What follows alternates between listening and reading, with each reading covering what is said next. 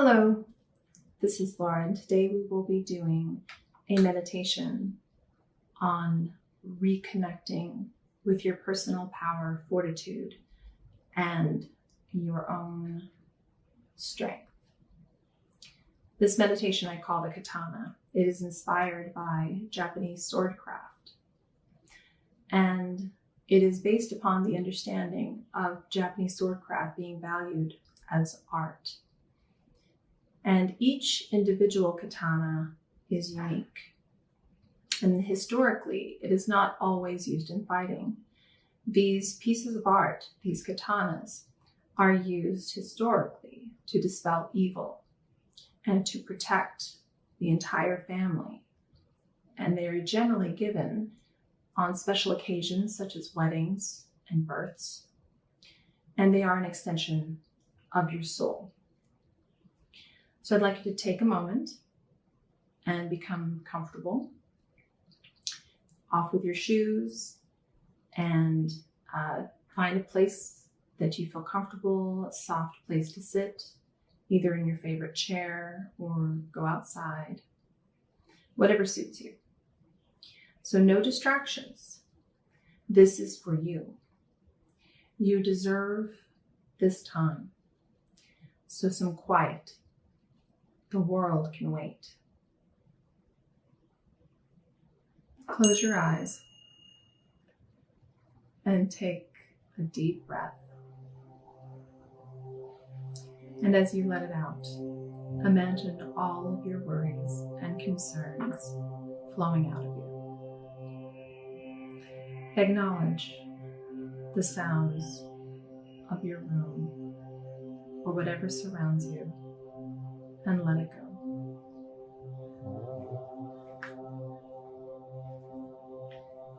With each deep breath and exhale, you allow yourself to relax deeper.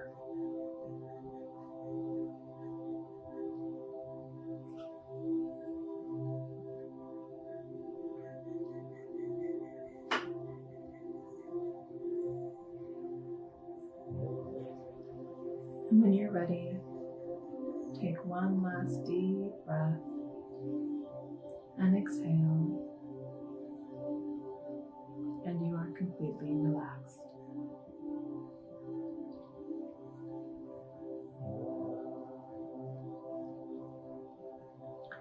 Imagine yourself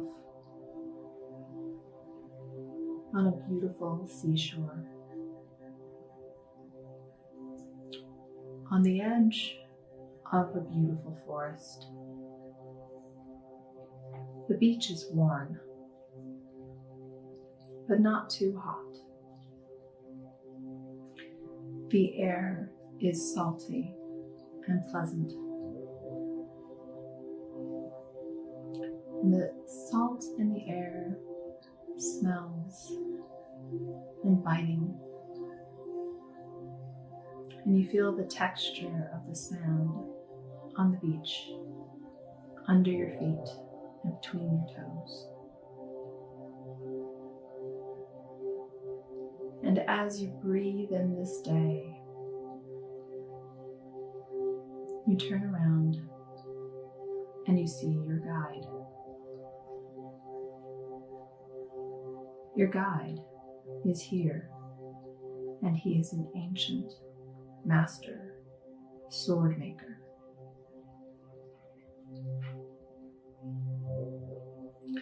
He is here to help you craft a sword, a tool to help you protect your energy and your fortitude and your family in the upcoming times.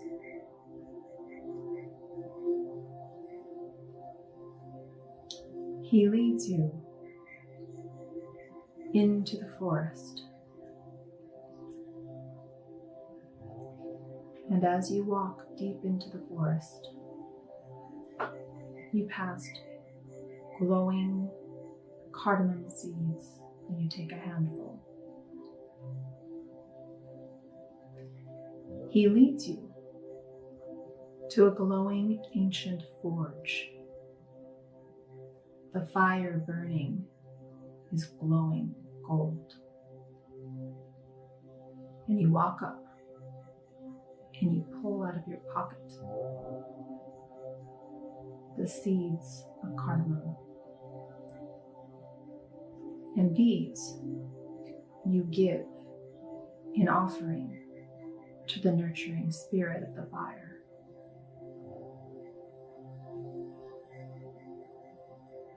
And the master sword maker helps you to heat the fire even further. This fire glows bright gold. He helps you to pick your metal. And you feel the heaviness of the metal in your hand. And he shows you how to heat the metal up. And you feel the metal slowly become pliant with this nurturing heat from the fire. This nurturing energy of the fire. It is warm in the space of the ancient forge. And then you pull a heavy hammer from behind a rock and you pound the metal. With every strike, the metal becomes more resilient and more unbreakable. And with every heating, you feel more nurtured. With every strike, you feel more filled with a sense of competency and comfort. You've got this. And the more you heat the metal, the more pounding, and with every strike, the more full the ancient forge is with your energy.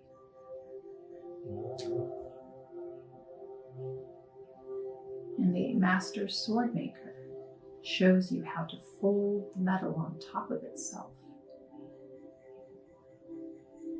to make the metal stronger. And every time you fold the metal and pound the metal on top of itself, the energy is doubled. The energy is doubled and quadrupled. And the resilience is doubled and quadrupled. And the more the folding of the metal and the heating and the pounding, your sense of understanding and the peace of mind expands to fill the space.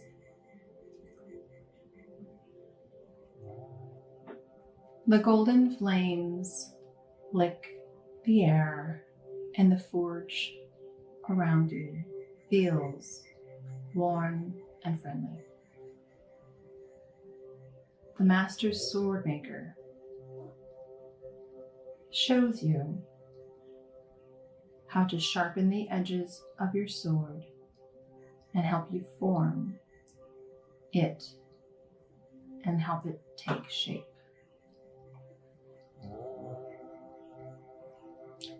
And after heating it one last time, he asks you, are you about ready? And you look at him and you say, yes. You take a deep breath. When you exhale, you blow onto the flames. And the first time, as you blow onto the flames again turn bright golden yellow. The second time you blow onto the flames, they turn a brilliant violet. And the final time you blow onto the flames, again, they turn a deep, deep, grounding red. And you feel yourself deeply grounded. And as you put the sword into the flame one last time, you see the metal glowing brightly. And as you look up to the Master Sword Breaker and you meet eyes and you look down, it is time. You pull the sword from the flames and you plunge the glowing sword into a cool pool of water, and the sword hisses and sizzles and steam rises from the pool of water. And both you and the Master Swordsman look deeply into the water and wait. And when you remove the sword, each of you, waiting with anticipation, look over the sword. And as you observe every inch of the sword, you realize there are no breaks. You are successful. A deep sense of accomplishment and fulfillment flood your senses. The Master Swordmaker smiles. You have done very well. The Master and you hold the sword together now, and you see it as he has finished the sword. It has been completed.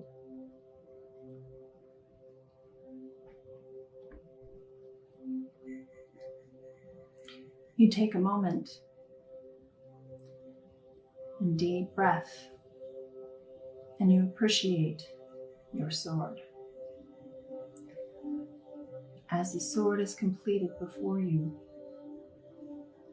you have deep gratitude and you thank the Master Swordmaker.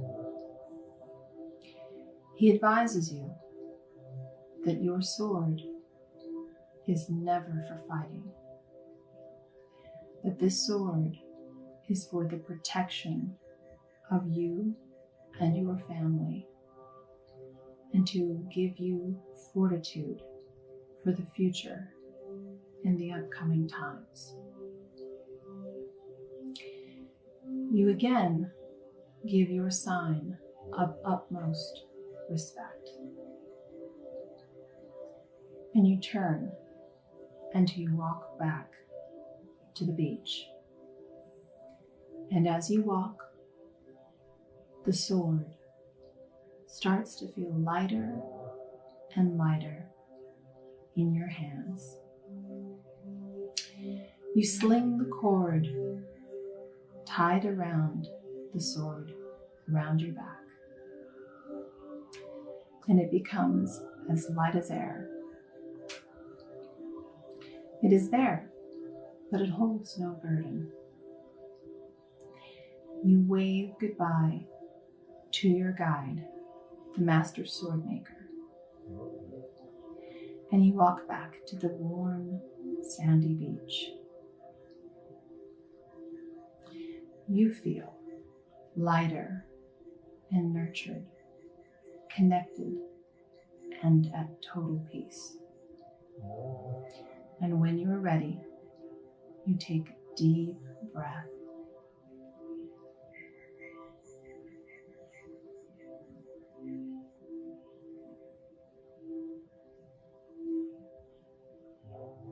and you are at one with your sword. It is always with you.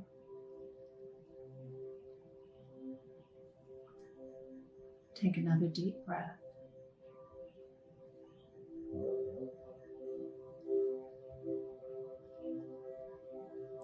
Take your time and come back to your world.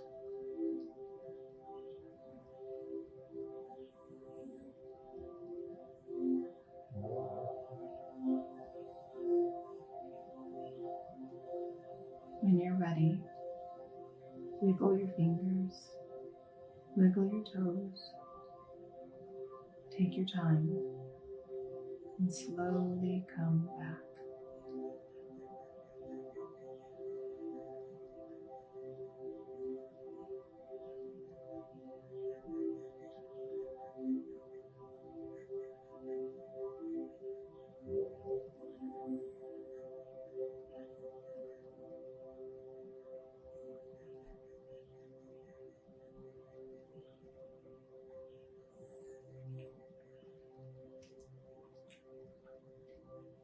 There you are.